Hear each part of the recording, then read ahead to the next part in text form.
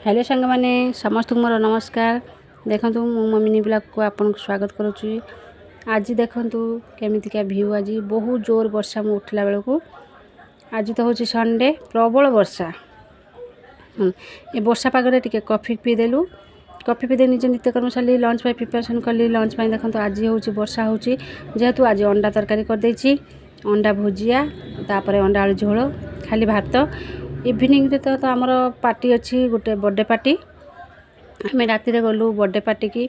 देखंतु बहुत मजा मस्ती भी कलु, पार्टी एन्जॉय कलु।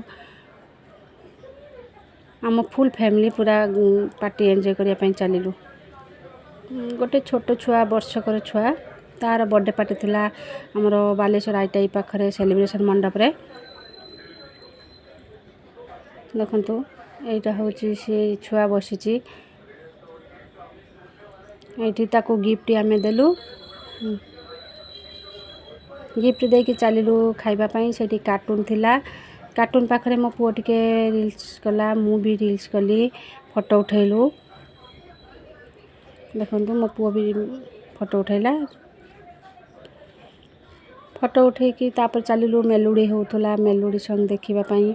मेलुडी सॉन्ग देखिलु, तापर खाइबा पई चलिलु। देखो खाइबा टेबल रे हमरो बसी गलु। टिके बिरयानी आनिचु, मटन आनिचु। आउ तो किछि खाइबा पई हमकु पसंद नुहे, जेहेतु आज संडे थिला। बिरयानी तो प्रिय मा छुआंकर। बिरयानी नै कि हमें बहुत मजा मस्ती खाइलु। तापरे राति हे आइला, घर को फेरिली, रहिली। जय श्री जगन्नाथ।